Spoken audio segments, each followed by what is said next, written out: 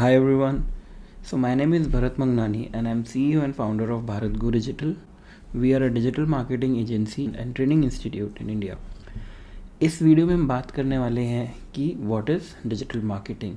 ये एक पूरी सीरीज़ होने वाली है जिसमें हम बेसिक्स कवर करेंगे कि डिजिटल मार्केटिंग क्या होती है, इसके एप्लीकेशंस क्या क्या हैं, ये कहाँ कहाँ यूज़ होती है, एसईओ क्या होता है, पेड एड्स क्या होते हैं, इनके रियल टाइम एप्लीकेशंस कहाँ हैं, इससे बिज़नेस कैसे जनरेट होता है। तो इस पूरी सीरीज़ में, इस पूरे वीडियो लेक्चर्स में ये सारे के सारे टॉपिक्स हम कवर करेंगे। ये सीरीज़ जो रहेगी बिल्कुल बिगनर्स के लिए रहेगी, जहाँ पे हम फॉर बिगनर्स ये टॉपिक कवर करेंगे।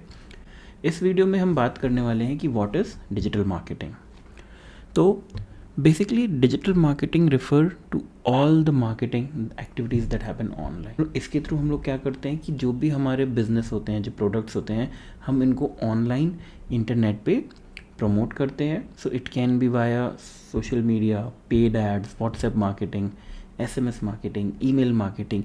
तो ये सारी चीज़ें हम डिजिटल मार्केटिंग में कवर करते हैं। जो हमारा गोल होता है, the goal is to promote products, build brand awareness, drive traffic to your site or business। Digital marketing को करने का जो एक सबसे बड़ा बेनिफिट होता है वो ये होता है ना कि हम लोग इसमें ट्रैक कर सकते हैं कि आप जो कैंपेन्स चला रहे हैं उस कैंपेन से कितने लोग इंटरेक्ट कर रहे हैं, कितने लोग बाय कर रहे हैं हमारा प्रोडक्ट, या कितने लोग हमारी वेबसाइट विजिट कर रहे हैं। हम ये सारी चीज़ें ट्रैक कर सकते हैं in the field of digital marketing. जो ब्रांड्स हैं या बिजनेसेस हैं, डिजिटल मार्केटिंग इसलिए करते हैं क्योंकि एक बहुत बड़ी ऑडियंस अवेलेबल है और इंडिया में अभी इसका बहुत अच्छा स्कोप है, बहुत बढ़िया ग्रोथ है। तो अगर आप इसको as a career option choose कर रहे हैं तो ये एक बहुत अच्छी इंडस्ट्री है जिसमें आप एंट्री कर सकते हैं। तो let's take an example. If you own a small business selling homemade jewellery, you can use digital marketing strategies like posting pictures of your products on Instagram, running ads on Google, और sending promotional emails to your subscribers to increase sales। तो आपने देखा होगा कि बहुत सारे Instagram pages होते हैं जहाँ पे वो लोग फोटोज़ डालते हैं अपने प्रोडक्ट्स की, and then they try to sell it, and then they sell it by Instagram, है ना। तो आपने देखा होगा कि इंस्टाग्राम पे ऐसा बहुत सारे लोग बिजनेस कर रहे हैं और वहाँ से एक बहुत अच्छा पैसा कमा रहे हैं। तो डिजिटल मार्केटिंग के अंदर ही सोशल मीडिया मार्केटिंग आता है। वो सोशल मीडिया मार्केटिंग यूज़ कर रहे हैं। जैसे आप बिगनर हैं, आपको डिजिटल मार्केटिंग के सारे एस्पेक्ट सीखने चाहिए। आपको पता होना चाहिए कि भाई कंटेंट मार्केटिंग क्या होता है, सोशल मीडिया मार्केटिंग क्या होता है, एसईओ क्या होता है, पेड एड्स क्या होता है। फिर धीरे धीरे करते करते आपको समझ में आएगा कि अच्छा आपके लिए क्या चीज़ अच्छी है, आपके बिजनेस के लिए क्या अच्छी चीज़ है, एंड देन फिर आप उस पर और मास्टरी करते हैं। बट जैसे कि आप स्टार्ट करते हैं तो आपके लिए डिजिटल मार्केटिंग आपको बेसिक हर चीज़ का आना चाहिए। अब हम आते हैं why digital marketing is important. तो जो सबसे पहला पॉइंट है ना, रीच अ ग्लोबल ऑडियंस। आपका बिजनेस कहीं पे भी हो, मैटर नहीं करता है। जब आप डिजिटल मार्केटिंग करते हैं तो आप एक ग्लोबल ऑडियंस को रीच आउट कर सकते हैं। हो सकता है आप एक स्मॉल सिटी से बिलोंग करते हो, पर with the help of digital marketing आप उसको दूसरे सिटीज़ में भी बिज़नेस को प्रमोट कर सकते हैं, तो या फिर आप दूसरे कंट्रीज़ में भी बिज़नेस कर सकते हैं। जैसे कि एग्जांपल आपने सुना होगा, ड्रॉप शिपिंग करते हैं लोग। तो ड्रॉप शिपिंग में बेसिकली आप किसी और कंट्री में होते हो बट आप बिज़नेस दूसरे कंट्री में कर रहे होते हो, या आप डिजिटल मार्केटिंग सर्विसेज सेल करते हो। जैसे कि हम लोग के क्लाइंट्स जो होते हैं वो इंडिया में और इंडिया के बाहर ऑल अक्रॉस द ग्लोब है।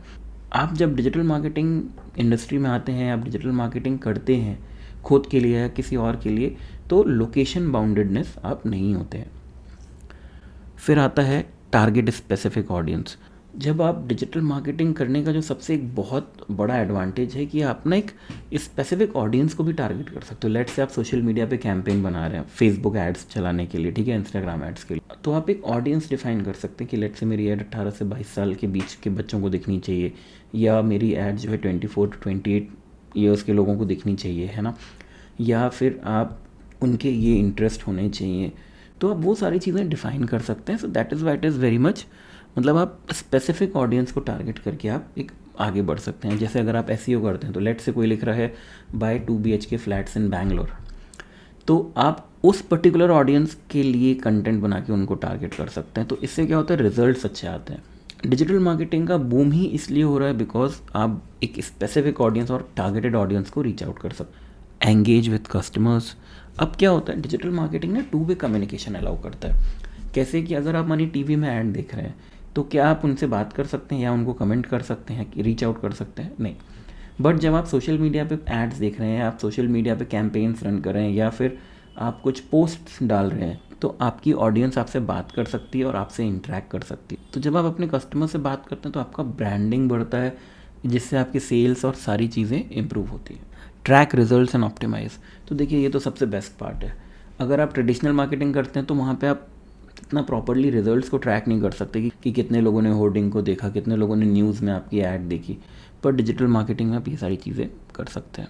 Difference between the traditional and digital marketing, हम समझेंगे कि बेसिकली दोनों में डिफरेंसेस क्या होते हैं। डिजिटल मार्केटिंग का इतना बूम क्यों हुआ, और हम जो देख रहे हैं कि अभी और इंडिया की अगर बात करें तो इंडिया में बहुत बूम होना बचा है।